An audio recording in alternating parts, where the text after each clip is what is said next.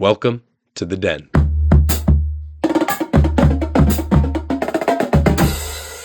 Welcome back to the Den, everybody. It's episode 3. I'm very excited to record this episode. This was a wonderful week of football. Probably my favorite week of football this entire season. I get to have free Red Zone this week. Shout out Hulu.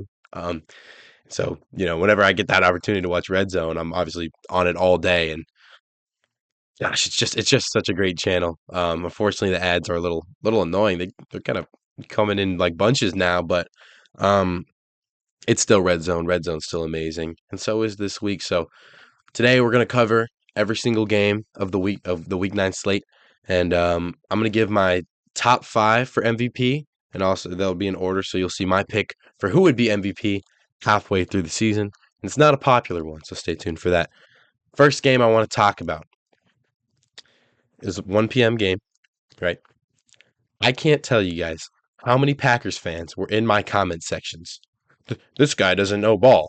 The Packers will be right back. We had a few injuries. The Cardinals game, it doesn't mean anything. My Carolina Panthers marched into Lambeau Field as 13-point underdogs and won. It wasn't just Bryce. It wasn't just Rico. And yes, both teams made a lot of mistakes that game, but we won.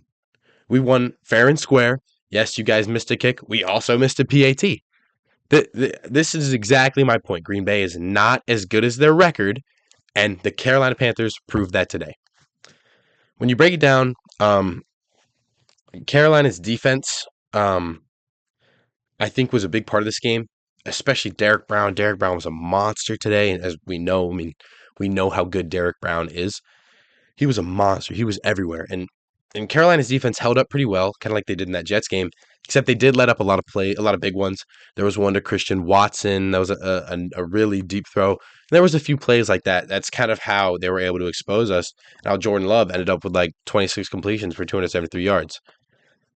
But Jordan Love made some bad throws this game. He should have had 2 picks. Mike Jackson, I think, he just completely dropped what could have been like a pick 6 in the end zone. But Jordan Love just didn't play that good, and I got to shout out our D-line and especially Derrick Brown for putting that pressure on him. I thought Dave Canales coached a wonderful game. I thought Matt LaFleur, like I kind of been saying, he's just making some weird calls. How many 4th downs are you going to go for to where it's too much? I understand the game is evolving, right? You're seeing a lot of teams do this riskier, go for it on 4th down 3, 4, 5 times a game, But LaFleur it didn't seem like the right time. 4th and 8 is not easy. And you saw, like Jordan Love didn't have any options, so he just threw it up, and Mike Jackson has butter hands, but it's all right. I thought Josh Jacobs was fine today, 87 yards and a touchdown. Our run defense hasn't been that good this season, so I wasn't expecting much in terms of stopping him. Romeo Doubs made a lot of good plays. I love the Guardian Caps. I'm a big Guardian Cap fan, so obviously I have a little bit of appreciation for Doubs. Bryce Young's return is interesting for me. I'm a little conflicted because when I watched the game and I watched Bryce Young throw the ball, I wasn't that impressed. He had a few big plays that he missed, but he also had a few big plays where the D line was kind of the pocket's crumbling, collapsing on him, and he's able to escape. He makes a good move, gets out, he's able to hit his target. So I'm seeing these flashes from Bryce Young, and like if he was a rookie right now, I'd be super happy. But he's not. He's a 3rd-year man, He might be is he a 4th-year quarterback? I think he's a 3rd-year quarterback, right? And you would want a little more from him, especially because he was a number 1 overall pick. But looking at like his outlook from the first year to even sometimes last year, I'm not too upset with this, and he led us to a win. He kind of led us to a win, actually. The real man who led us to that win was Rico Dowdle. When we got this pickup in the offseason, I didn't think much of it. I was really excited for Chuba. I was like, okay, this is going to be Chuba's year. I'm really confident. He ended last season great.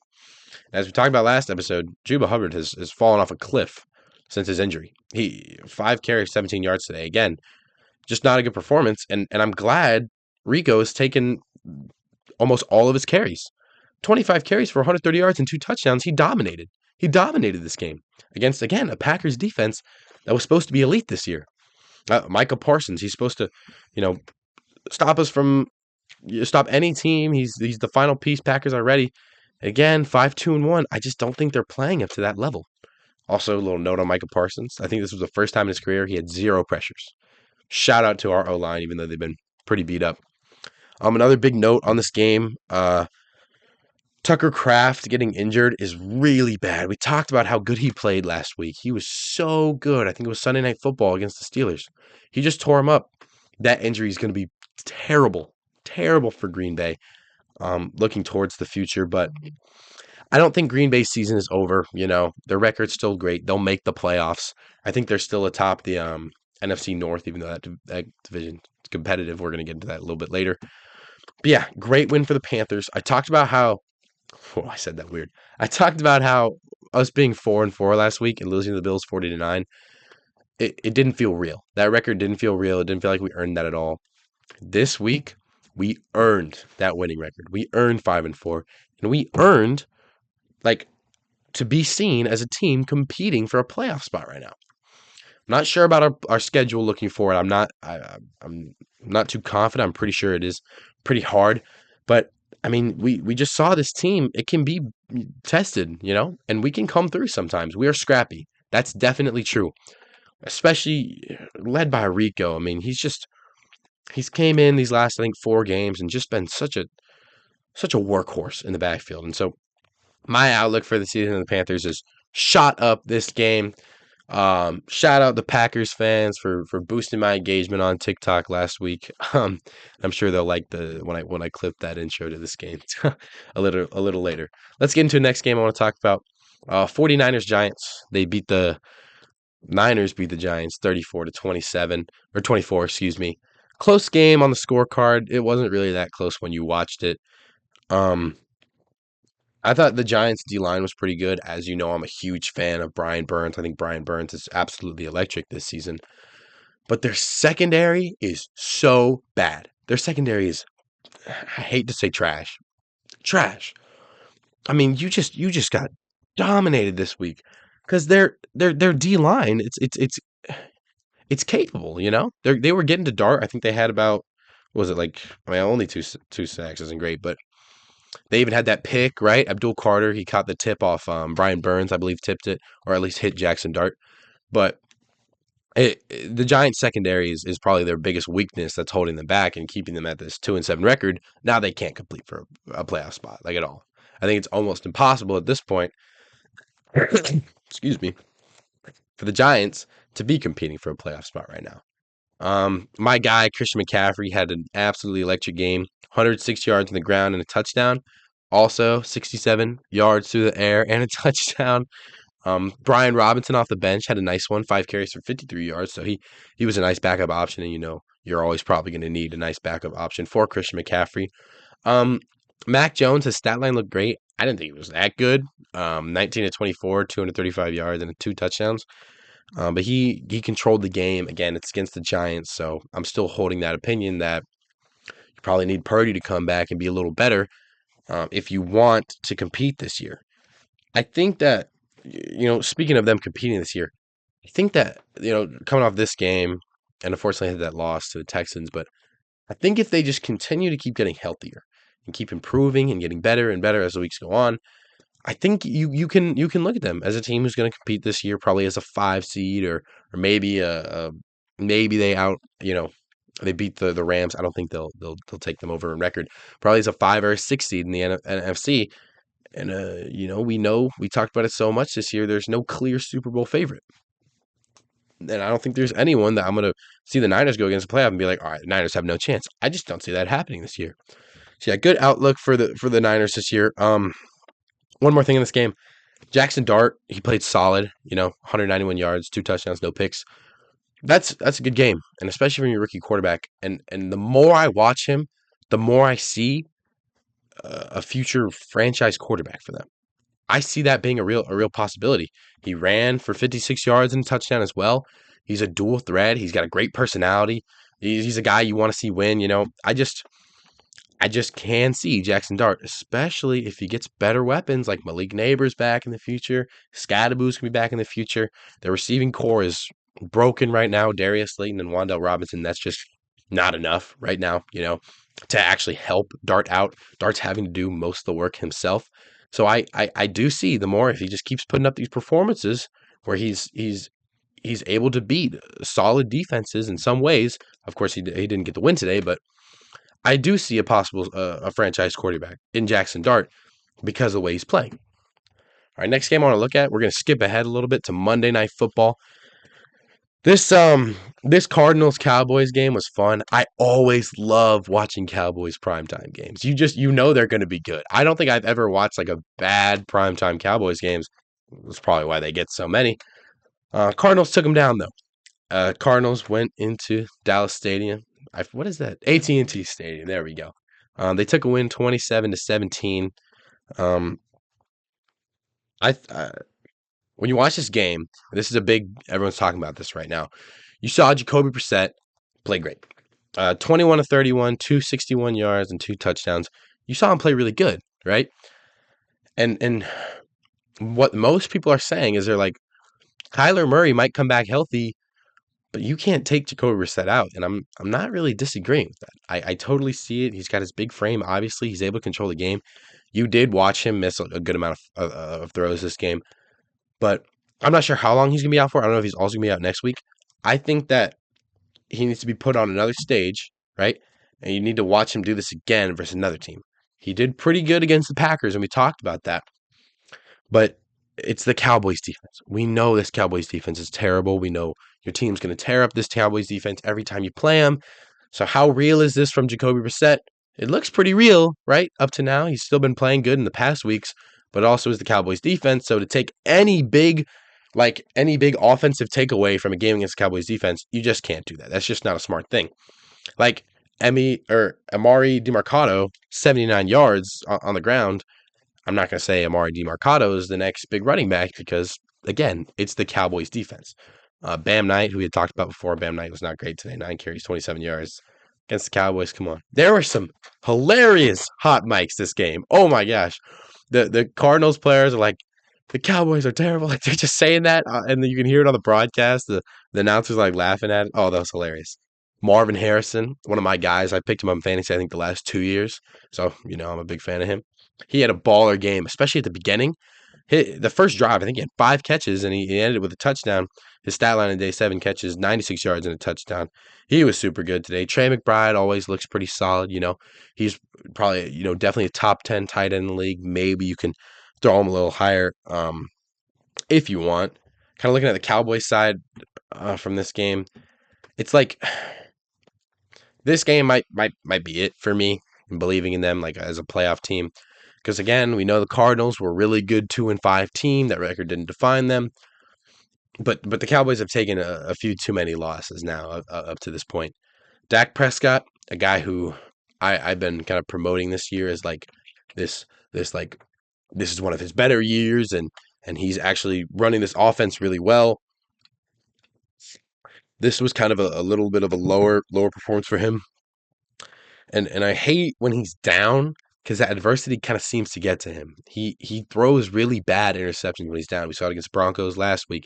This week, there was another terrible pick when they weren't really out of this game, and he just throws it up in like double coverage. It's not what you want to see from a guy who I'm trying to say is like, maybe a top 7, top 8 quarterback in the league. He's playing like a top 7, top 8 quarterback in the league. I'm not seeing that exactly right now.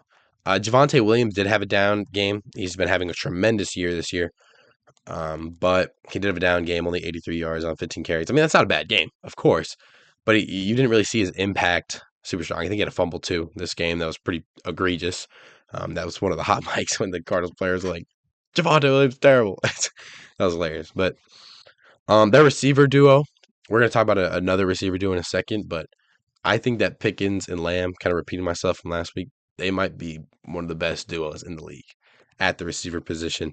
They're just uber talented. And when you have 2 receivers that good, most teams aren't going to have 2 DBs that you can line up on either side and guard them. But, I mean, Cardinals still held them to 17 points this game. It just didn't seem like the Cowboys were really on like that this game.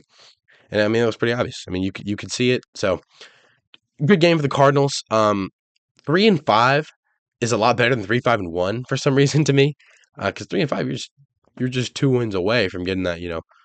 Now we're really chasing the playoffs. And I definitely see that as a real possibility for them. Are they going to do that in that really tough division with the Seahawks, the Rams, and the Niners? Probably not. We've seen entire divisions make the playoffs before, but again, it's a super competitive year. NFC North looks really good. So I just it's gonna be really hard for the Cardinals to make the playoffs this year, but I'm not gonna say there's a 0% chance. Cowboys, I might be looking kind of at a zero right now. Cowboys, unfortunately, my grandpa's a big Cowboys fan. I've got a Dak jersey on my wall over there, but this might be it for the Cowboys, at least for now. At least for now, because their defense, it's laughable. It's just so bad. Next game I want to look at was the Sunday Night Football? Sunday Night Football, Seahawks versus Commanders. I was talking to my friend, um, and I said, like, I was looking at this game. This is going to be so boring. These two teams going against each other, something about it just screams like boring game. Not very exciting. Not a lot of action. And I was kind of right. Seahawks blew out the Commanders. Even they were away, 38-14. You saw Sam Darnold ball his butt off, man. He didn't have an incompletion till like maybe the second half, maybe the end of the second quarter. 21-24, 330, 4 touchdowns and a pick. What an incredible game. Sam Darnold starting to work his way back up to that status he had last year before the playoff, the poor playoff run and like kind of end of the season run. I was excited to see Charbonnet and then Kenneth Walker because I hadn't gotten to watch them. Charbonnet kind of disappointed me, only 25 yards. Walker, again, not great, only 42 yards. But they didn't really need it. Their passing game was on one tonight. JSN, 8 catches for 129 yards. What a freaking baller, man. Yeah, Seahawks just dominated this game. There's not too much to talk about with this one. It's just Seahawks for the Seahawks. I just think their outlook goes up a lot after this. I kind of talked about how them and Denver, like they were two teams that were kind of good, but they still like were only barely beating teams. Denver, I think, still might be like that a little bit in my mind. Seattle is starting to become actually a contender for me in my mind. Um, on the Commander side of things, the Daniels injury sucks. You watched Jaden Daniels' elbow completely dislocate, and you have to question Dan Quinn. Why are you keeping him in the game? I understand you want to get your guy reps. He's been having a down season, but I can't understand keeping him out there. You're losing, and your field's terrible. Injuries, you should be used to this by now, and you put him at risk. Now he's definitely out for the season, and this could definitely hurt his long-term outlook just as a football player and even in his life. Um, their running game kind of struggled today too. Chris Rodriguez Jr. They were going everywhere with everyone, but Chris Rodriguez, he had 12 carries for 65 yards and a touchdown. Corey Krosky Merritt, another stinker, 12 carries for 38 yards. But yeah, just a dominant win for the Seahawks and a really, really, really unfortunate injury for Commanders fans. I talked about this last week, how Mariota playing good was kind of a bad thing for them because they still didn't look that good, even though Mariota played good. And Jaden Daniels was playing solid. He definitely has been having a down year compared to last year, but I mean, it's good that you have Mariota as backup. That's for sure. It's just I don't look at this team as like a playoff team right now. Exactly 3-6, and you just lost Jaden Daniels. It's kind of getting to that time in the season where you're starting to look at teams like, are they actually going to compete for a playoff spot? Again, Commanders, not too sure if I can look at them like that. On a much more fun note, probably the game of the year was Chicago Bears defeated the Bengals 47-42. On Red Zone, I was watching this game and I saw the scoop and score, or maybe the pick six, I think, from Tremaine Edmonds. It was like 49 to like 35 or something, and I was like, game's over. Like, game's over. They've got it in the bag. Then the Bengals like struck back, and then the Bears. Just what an exciting game. Caleb Williams, this was a great performance.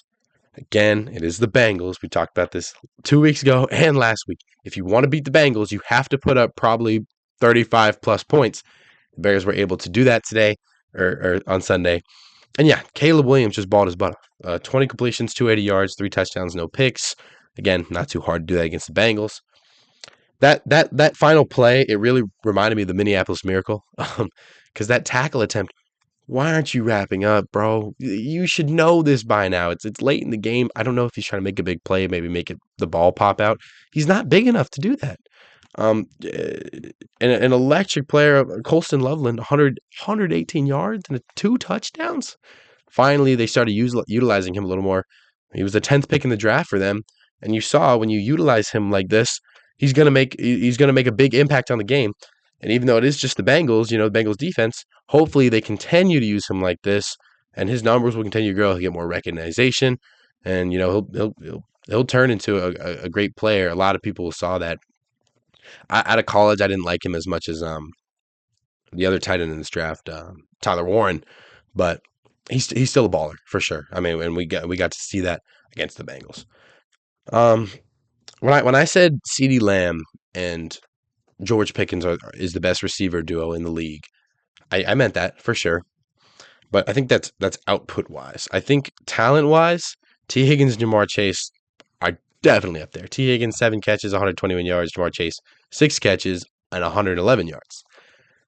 It's like video game numbers. It's like some duo you'd make up and you're playing with your friend like on the same team. It's absolutely electric from them. Um, but your defense can't be this bad. 470 yards from Joe Flacco is absurd. That's ridiculous. The only reason Caleb Williams didn't get those kind of numbers is because Kyle Monangai tore through this Bengals defense. 176 yards. That's absurd from Kyle Monangai. Again, just the Bengals defense not being good enough. I'd like to see one of these teams go against the Bengals and beat them by a lot. And that's hard because their offense is so good and they're just producing so well at this point. But their team isn't that good. Like as a whole, the Bengals team is not that good, and they're going to put up a lot of points. And you know that if it takes scoring like 55, 60 points in a game, then do it. I just want to see a good team beat. Of course, the Bengals are going to be competitive, but beat this Bengals team by a good amount. It's not scary that the Bears only beat them by 5 because we know how good their offense is. It's just like you're only beating a 3-6 team by 5, and you want to make a playoff push. It's kind of hard. But I mean, we saw Steelers even lost to them. Steelers had a good win this week. They're still a good team. So Bears' outlook on the rest of the season, still positive for sure. Next game I want to look at, Patriots edge out of victory versus the Falcons this week. We see Drake May continue to put up great numbers, 19 of 29, 259 yards, 2 touchdowns and a pick. Patriots moved to 7-2 this season. That's pretty absurd. Just looking at that number, Falcons are confusing as frick. How do you almost beat the 7-2 Patriots after you get freaking destroyed by the Dolphins? I think the answer is Michael Penix. Michael Penix continuing to just get better each week and improve and kind of when he gets more consistent like this. And it's not a great game. I mean, you still have 15 incompletions, but 3 touchdowns, no picks, 221 yards. That's good enough for the NFL. 100% that's good enough for the NFL.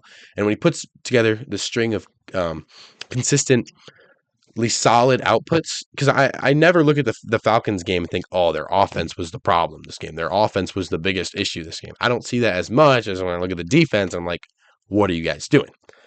I think we need to have a real Bijan Robinson conversation. This might be the 3rd week in a row where Bijan Robinson has not been able to run the football efficiently. 12 carries for 46 yards is not efficient. I talked about Bijan Robinson as a definite 100% top 5 running back in the league. These kind of performances, again, it's not like New England's defense is a top 5 defense in the league. They're definitely good. But it's not like they have these talented stars who are able to stop these running backs by themselves. It's just a system.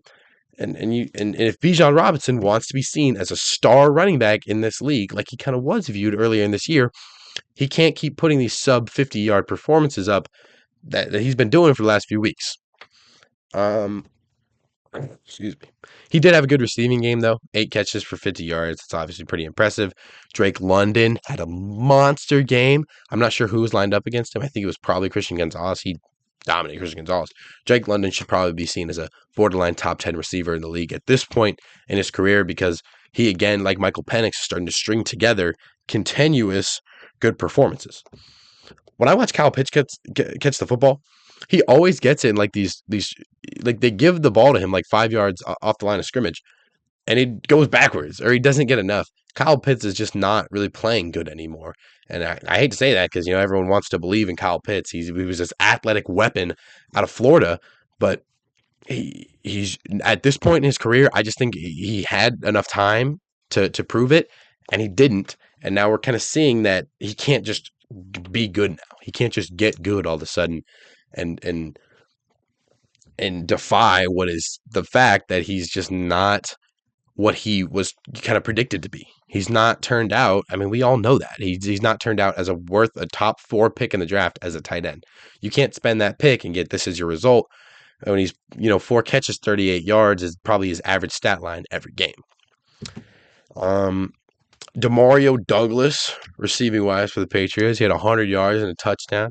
Very impressive from a receiver. I'm not even going to lie, I don't really know. One more thing on this game I want to talk about. TreVeyon Henderson finally got the bulk of the carries. 14 carries for 55 yards isn't great. Can't even lie to you. Can't lie.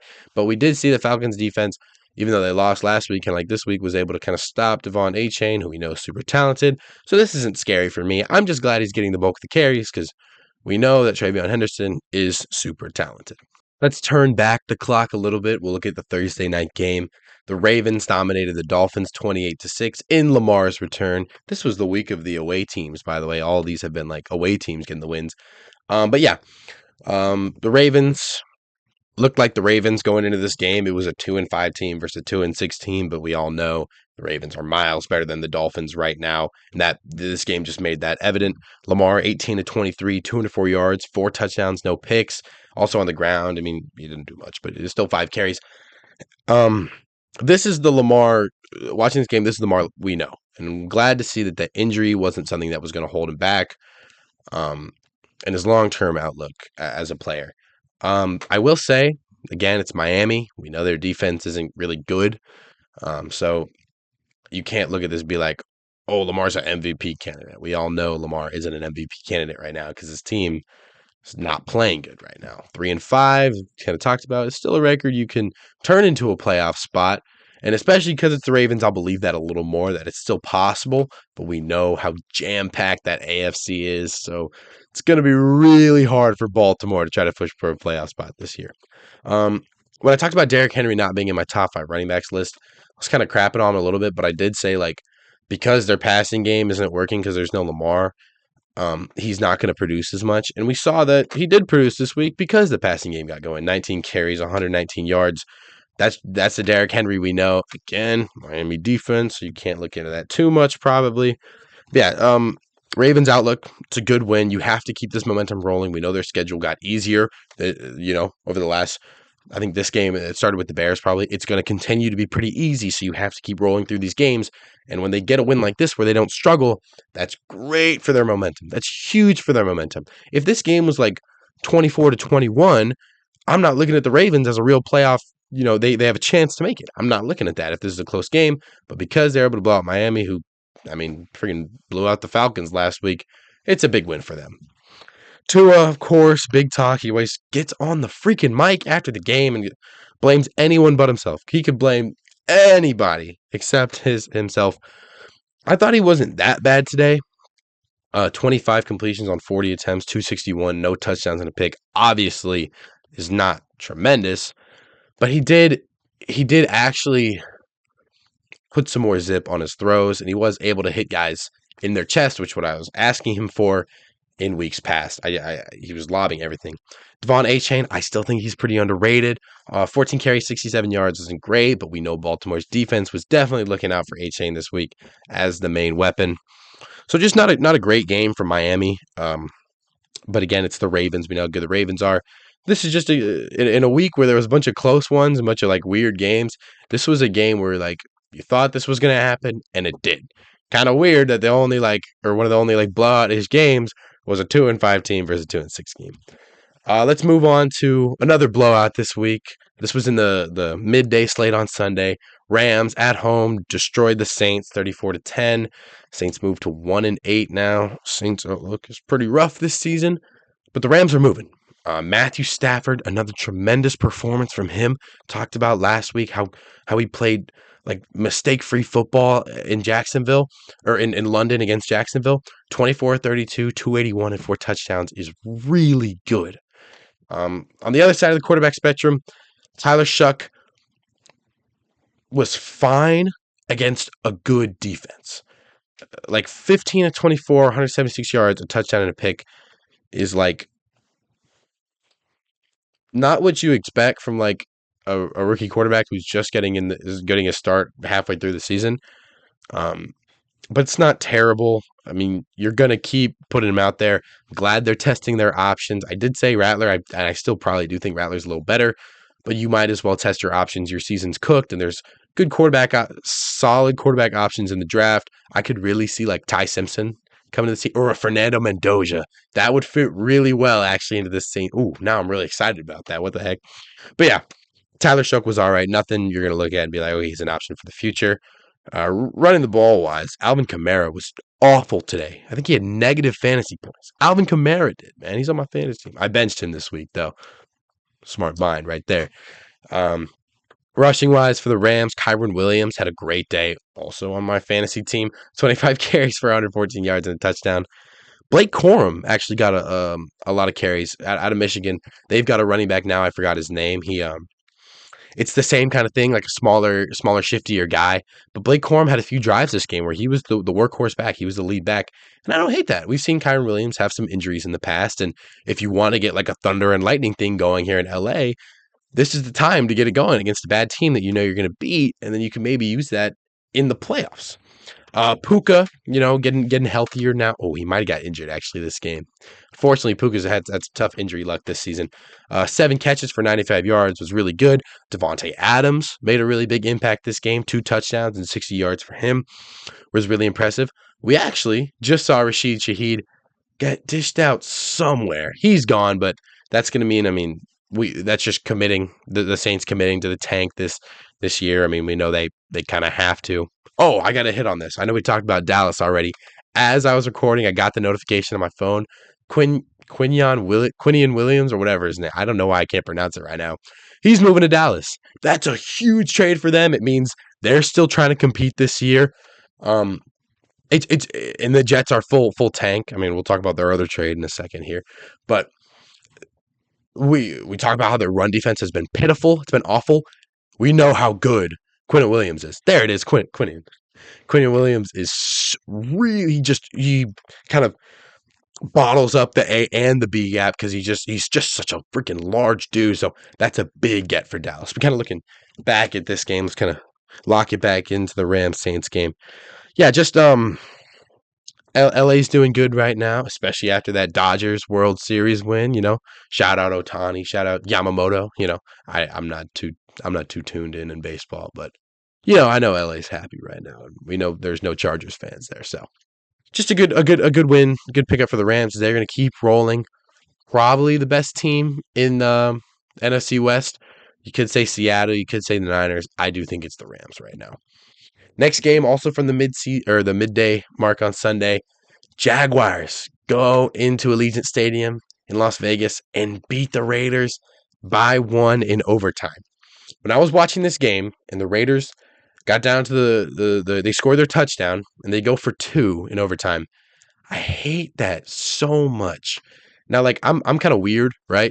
Like I root for ties. I kind of like them. I think they're fun. They're exciting. They're out of the norm. I don't think it's crazy to want to root for that. But they go for 2, and I think it was Devon Hamilton knocked the ball down, and the Raiders didn't win. Now, is that probably better for their draft odds? The draft lottery odds in the future? Yes, it is. They lost, and this is good for the Jaguars as well, who are, I think they're sitting 7th in the AFC right now. We'll talk about them in a second, but this is it's good for the Jaguars. It's kind of good for the Raiders too. I just think a tie would have been more fun. We know the Raiders are pretty against ties from that Chargers game, I think 2 years back, but yeah, I mean, Geno Smith had a tremendous day, 29 to 39, 284, 4 touchdowns and a pick. And we know Geno's not really playing that good this year, so I'm not going to really attribute that too much to Geno. I'm going to kind of crap on the Jags a little bit right now. Trevor Lawrence is holding this team back. 220 yards, no touchdowns, and a pick on 23 of 34. He just isn't as good as the roster around him. And when his roster is consisting of receivers that are dropping the balls and Travis Hunter's out for probably going to be like 3 more weeks, could be even more than that, this is going to be really hard for them this next stretch of games to continue to be good with Trevor Lawrence, who this whole entire season has not been playing great. They do have ETN. ETN, 22 carries, 84 yards this game. He's been kind of carrying that offense. That's not a crazy stat line, but he is definitely carrying that offense. They've been relying on Byshal Tootin a lot. 9 carries, 29 yards. This is another game where he didn't really produce much, and they're giving him like 10 carries a game. I don't really think he's ready for that right now, but it's kind of all they have. So Jaguars, who are 5-3, most of these 5-3 teams I've looked at like, yeah, okay, it could be a solid playoff option. I don't think they're going to make the playoffs this year. You've got the Chiefs, who aren't in right now, technically. The Ravens, who aren't in right now, technically. We know how stacked the AFC is. I could just so easily see this Jaguars team barely not making it, or they take a few more losses kind of late in the season, and all their hype just kind of dies down. I have to attribute a lot of that to Trevor Lawrence as well.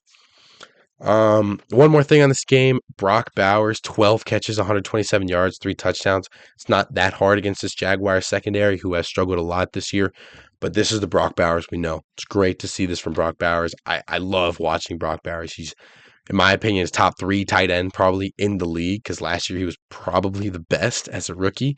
But yeah, just a tremendous game from Brock Bowers, and even the whole Raiders, because the Jaguars might not actually be as good as that 5-3 record. Probably the game this season that had the most hype out of any game. You know, when you first look at that schedule, Buffalo versus Kansas City in Buffalo.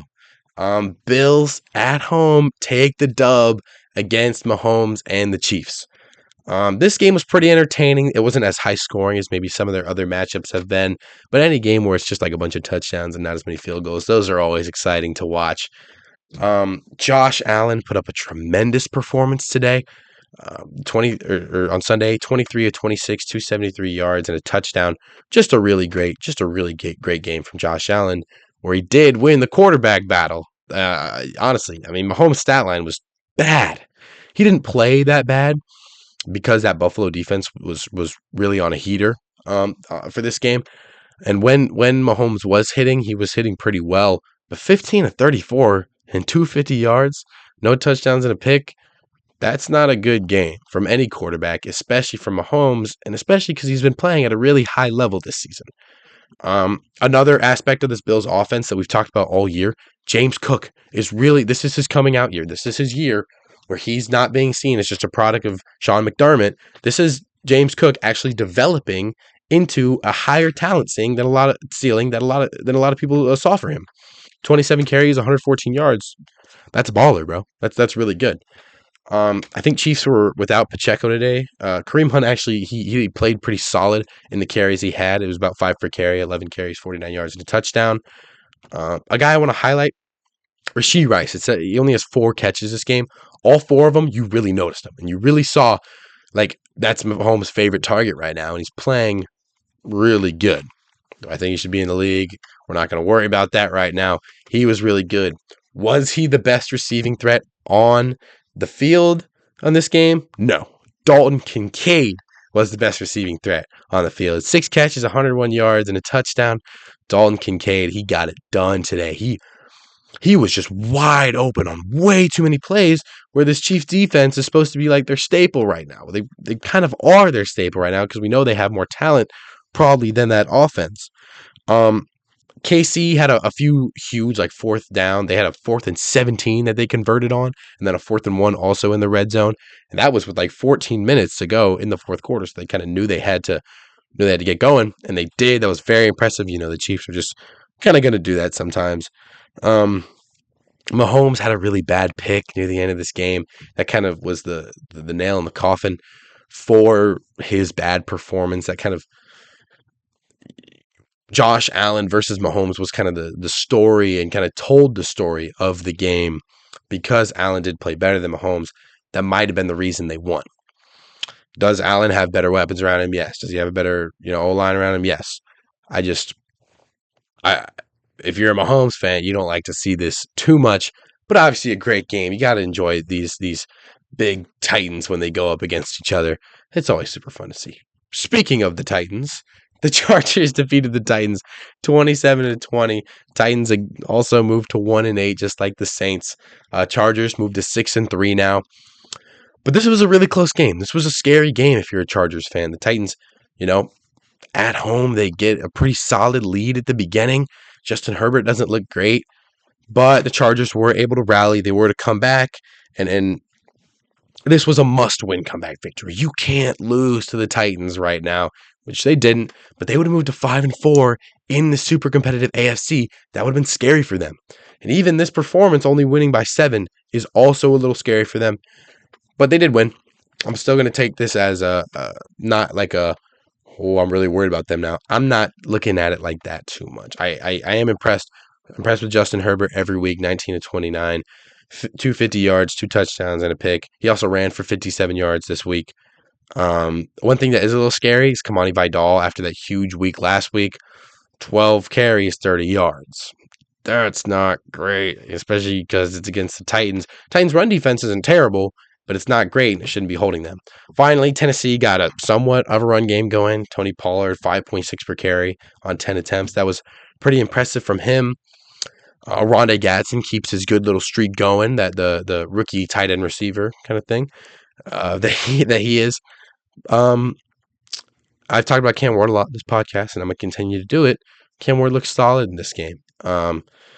He didn't look great at the end, and I hate that he keeps doing that. He keeps kind of trailing off at the end of these games, and that whole entire Titans team does, because this was a win they had in the bag, and it wasn't just the Chargers elevating their play so much, the Titans also dropped a little bit as well. So it's rough to see that from Cam Ward, but still, I'm going to trust him until he gets more weapons around him, until he gets a better line that can actually help him succeed instead of kind of holding him back like they have this season. Halloween was only, a few days ago, but there's still some scary things happening in the NFL, especially for the Indianapolis Colts. I can't do an intro. My voice always fails me. They took an L to the Steelers this week. Steelers moved to 5-3 after the 27-20 victory over the Colts. This was a big win for the Steelers at home. Aaron Rodgers played good as he has been this entire season, about 200 yards and a touchdown. The run game didn't get going really at all. Jaylen Warren only had like 1.5 per carry, but their defense was enough. Even though their offense didn't play great this week, their defense came back to life from the dead, just like a ghoul or something. Staying on that Halloween theme. But just you love to see this if you're a Steelers fan, for that defense, for their whole identity continuing this season. Big win, big pickup for them this year. TJ Watt, in my opinion, he's pretty far, like by a pretty wide margin, the best strip sack rusher in the league. I think this was like he had like his 3rd strip sack of the season, and every time it is the same thing, gets around the edge and just smacks the ball right out of the quarterback's hand. Super impressive from him, and we know how much of a baller he is. Probably not going to get any more Defensive Player of the Year buzz or anything like that, but he is still super good. So yeah, for the Steelers, good game, good outcome for them. This is kind of what you would have wanted. This is exactly what you would have wanted to see from them. Even when your offense doesn't play great, you're still getting a win because your defense is good. For the Colts, this is terrifying. If you're a Colts fan and you are 7-1, you are expecting this team to be a Super Bowl contender, and you're hoping for this team to be a Super Bowl contender. Me and many other people probably saw a loss like this coming, but you really don't want to see this as a Colts fan. Daniel Jones looked terrified. Halloween was 2 days ago, buddy. You can't look this scared right now going against Pittsburgh, whose defense has been picked apart this year. Jonathan Taylor got shut down almost completely. 14 carries for 45 yards. That's not good. Steelers defense swallowed everything up today. Daniel Jones had 3 interceptions this game. I only think one of them was like really bad. I think the other ones were like a tipped pass, maybe a bobble. One of them was terrible. Daniel Jones, 50 attempts, 342 yards is good, but 1 touchdown, 3 picks. You can't do that and stay in this MVP conversation. I'm not saying the Colts are bad by any means. This is a bad loss to take for sure. when everyone kind of got shut down. Michael Pittman played tremendous this game, 9 catches for 115 yards. Alec Pierce also played really good. He had like 3 identical catches where they were like comeback routes up the left, up the left sideline. And Daniel Jones they must practice that like every day in practice because Daniel Jones hits him kind of right low, right by the sideline.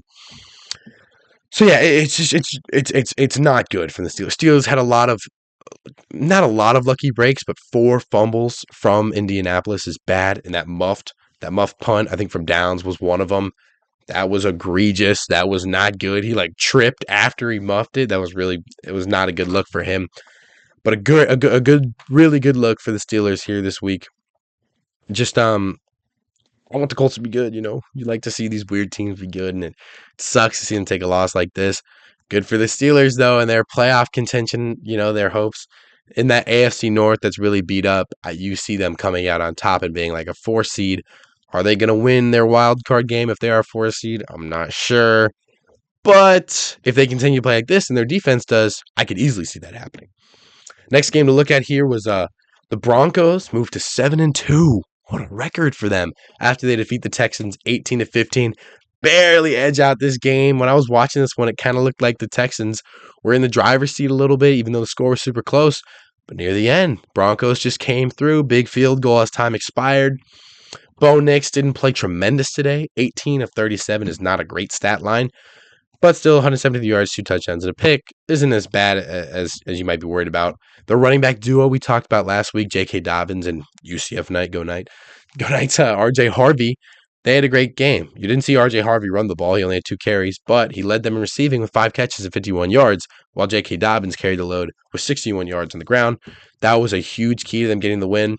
This week, their defense also was probably an even bigger contributor, shutting down the Texans' run game. Texans, we know their running backs are kind of subpar, you know, at best. Woody Marks, 2.7 per carry. Nick Chubb, about 3 per carry. They just weren't able to get that going at all. Does this game turn out the same if C.J. Stroud never gets injured? Probably not. And this injury, it doesn't just affect this game. This turns their outlook on the season way down. They did a great job the last few weeks, and especially DeMeco Ryans did a great job scheming really well and coming back after that 0-3 start they had. I just see this being a knock that's too much. That's too much for them to handle, losing CJ Stroud and continuing that momentum that they had after taking this loss. Broncos are a beatable team. Broncos, yes, they're 7-2, but they are a beatable team. Everyone knows the Patriots are a beatable team. These are 2 teams that haven't had the hardest schedules this year. And they've came up with really good records so far. To their credit, of course. But it's a beatable team that Texans don't beat. Rough loss to take. But I mean, you know, morale, you can never know how a locker room looks. So the Texans, Davis Mills is a capable backup, I believe. So I really do see, you know, I see a possibility where Texans are kind of coming back and fighting for a playoff spot. I don't know if I see that exactly for them in the future. Broncos, if they can go out and beat a good team soon, I'll be on the train. I just don't know if I'm on it exactly yet. I mean, what more do they need to prove? 7-2 is a great record. Bo Nix is playing really good. They have some nice weapons. Their defense is one of the best in the NFL right now for sure. Just maybe win these games by a little more, and then I'll be on the hype train. Last game to talk about from this week, the Lions at home take a big loss to the Vikings. Vikings who hadn't looked that good this season. Vikings took like an early loss to the Steelers. Took like a primetime. I think they lost to the Falcons as well. But this is a huge win if you're a Vikings fan, and a huger win if you're a J.J. McCarthy fan. Watching J.J. McCarthy manage these games when he wasn't hurt was kind of like watching a really good backup manage a game. He wasn't making any great throws. He was even making some mistakes, but he was able to manage it. I'm not saying he played that much better today, but he did actually manage to get this team a win. 143 yards, 2 touchdowns, and a pick against the Lions defense is very impressive. Another guy who impressed me a lot this week, Aaron Jones, 9 carries, 78 yards, even through the air. He had 2 catches, 20 yards. He was like looking like Aaron Jones of the Green Bay Packers. You know, he his speed, his speed and like his ability to get the ball and like get to that second level, second gear really quickly, that came back today, came back to life, and a lot of things went right for this team for them to go and get this win. There was a huge Jordan Addison catch at the end of the game. It was like 3rd and 7, I think. If they pick up the first down, it's over. If they don't, Lions have a chance. Jordan Addison absolutely mosses the Lions cornerback, and that's the staple. That's it. JJ McCarthy looks so hype on the sideline. That was a fun moment to watch. But yeah, big time for the Vikings. Excuse me. For the Lions, this is scary. If you're a Lions fan, your losses came against Green Bay, came against KC, two teams that were looked at as really good teams this year. This loss to the Vikings is not good. Jared Goff was just like all right this game. 25 of 37, 284, and 2 touchdowns, no picks. I thought him and McCarthy actually struggled with this a little bit, moving around in the pocket. I think both these teams came away with 5 sacks this game, and both those quarterbacks, they're able to make a guy miss, every once in a while. Jared Goff's inability to be athletic is kind of why he can't get away. Like, I think he noticed it, he just can't. McCarthy is athletic enough to get away, but he doesn't really notice it in time. I mean, he did like a front flip getting sacked. It was really ridiculous. It was funny. But yeah, both these guys, especially Goff right now with his unathleticism, that's definitely going to hold them back a little bit. Jahmyr Gibbs' down game sucks. I'm not going to say this is like Jahmyr Gibbs fell off or anything like that. I'm hoping and I'm assuming this is just a one-game thing where Jahmyr Gibbs didn't look that good. We talked about his consistency this year as a super big threat. That's why I put him in the top 5 running back position. But yeah, this is a tough loss for the Lions. Maybe on the bright side, Sam Laporta looked really good this game. He's got that bulky, athletic white guy that's kind of becoming the typical good tight end in the league right now. Brock Bowers, Tucker Kraft, Travis Kelce, even Mark Andrews, even who has looked pretty good this year. That build for a tight end is what you look at right now as a staple good tight end in the league right now. Amon-Ra, 9 catches, 97 yards. He looked good. But yeah, just this isn't a loss you want to take if you're the Lions. NFC North, I think they're definitely below the Packers now in the standings. I just you expected the Lions to get back up after their loss last year in the playoffs. That really felt like their year, but it didn't feel like this wasn't their year. It didn't feel like it was over for them. They're actually probably healthier this year than they were last year. They got Hutch back, most of their weapons on offense are fine. It's you don't really have an excuse for this loss. You don't have a reason why you lost this game.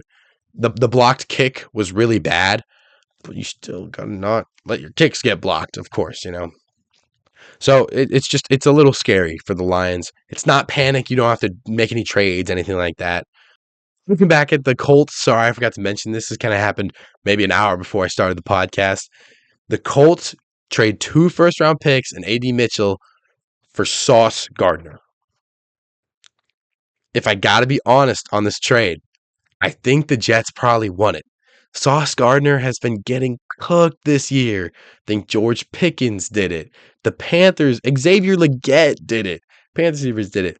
And I understand you take a loss to the Steelers, you want to maybe, buff up your team a lot. It's definitely a good addition the Colts could definitely use. I think their best DB right now is like maybe Cam Bynum probably, but maybe Jalen Jones actually. I don't know, but it's 2 first-round picks this year and next year.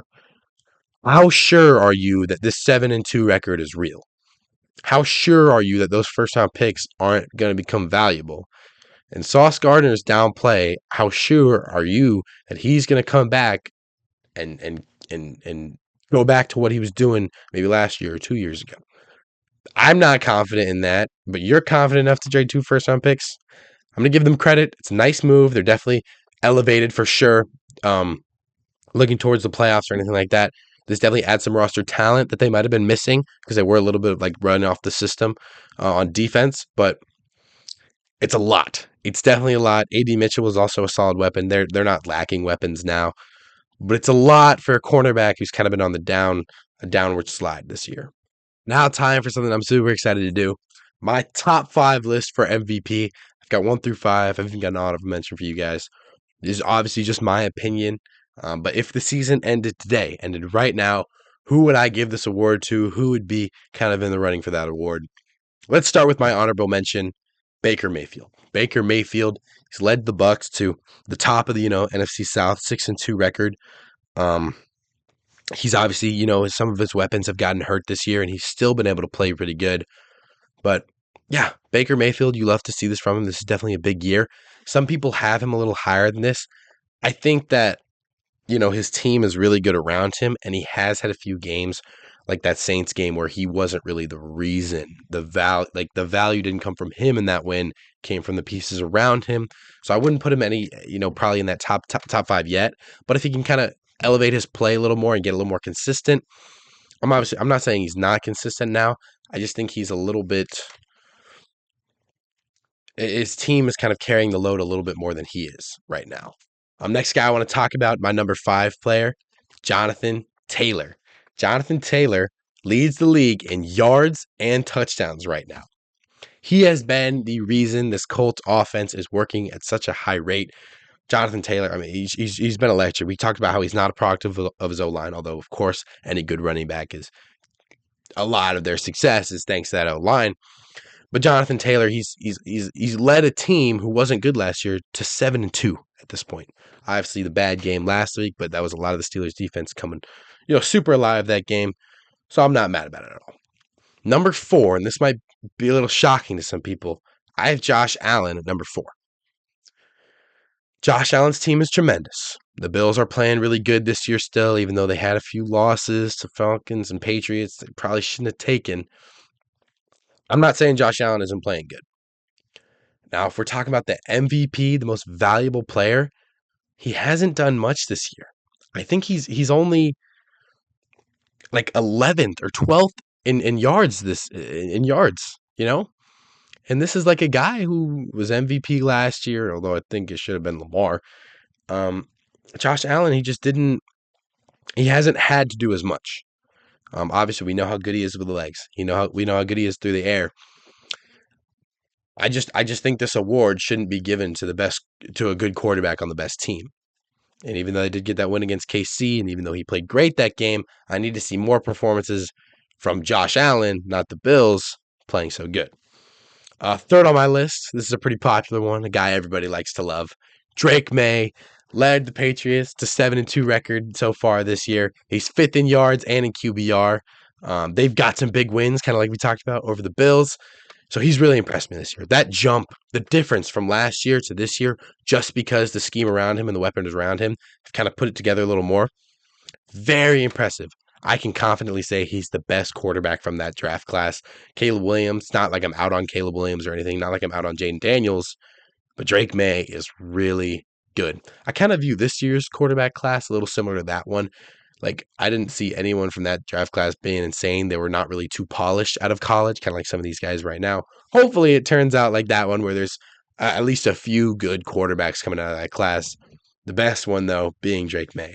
I do think he can only end up third because um, he's got a nice, easy scheme for him, and he's got good, solid talent around him. Stephon Diggs has been tremendous this year.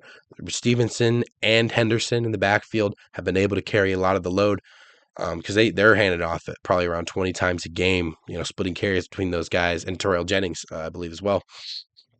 But yeah, Drake May, he has definitely been one of the best quarterbacks in the league. You can't deny that. His accuracy, like his actual accuracy, has maybe been the most accurate quarterback in football.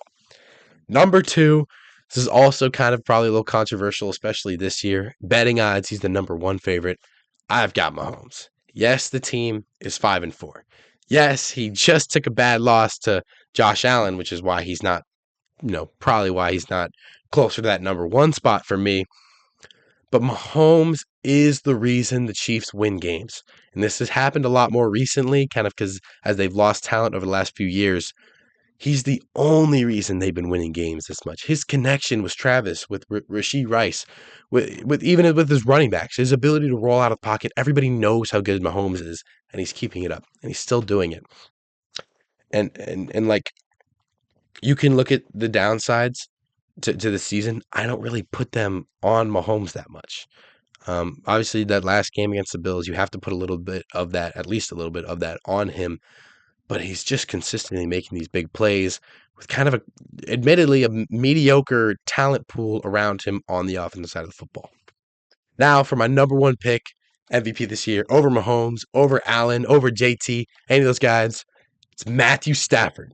Matthew Stafford has led the Rams to a 6-2 record atop the NFC West.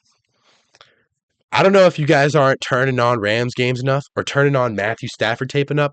I'm not a Stafford Glazer. I actually was kind of a hater on him back when they won the Super Bowl. I didn't think he deserved any of it. He has been so consistent and he's played such great mistake-free football. Last game, 5 touchdowns, no picks against the Jags. This week, 4 touchdowns, no picks. Matthew Stafford has been able to control. Yes, he got a talented offense. I'm not going to take that away from any of his weapons. Puka was in the running for Offensive Player of the Year. He was like the favorite a few weeks ago. They've got Kyren Williams in the backfield, obviously. But when you can run your offense at such a high-powered level, they put up these numbers against bad teams, against good teams. They're just so consistent. And Matthew Stafford is the driver of that. When Kyren Williams can't play that good, Matthew Stafford can step it up. When Kyren Williams is playing that good, Matthew Stafford can step back into a role that he needs to play that game for them to get a win. Matthew Stafford, I'm pretty confident. I don't know if he'll get the buzz because he's not. I haven't seen too much of this take anywhere else in the media. But I believe that Matthew Stafford has been the most valuable player in the league up to now this season. Maybe another honorable mention I could throw in there is like Sam Darnold, Daniel Jones been playing great. Probably before the last 2 weeks, I would have had Dak, up there pretty high, maybe like top 3-ish. But yeah, Matthew Stafford, that's probably my guy this season. I've never been a Stafford fan. I can't really tell you why. I just think he got really overrated in that Super Bowl run year. But he might be playing even better football now than he was then. Thank you guys so much for watching this episode. I had a great time filming it. Great time watching football this week. Hit me with any questions. Hit the email, please. That email is drier than the deserts of Arizona, guys. Please. If you guys, want to see anything else, of course, contact. Likes, subscribes, comments, anything like that helps on the YouTube. Again, we are a small channel trying to go with this brand. I really appreciate you guys for watching this video. Love you guys. God loves all of you. I'll see you next week.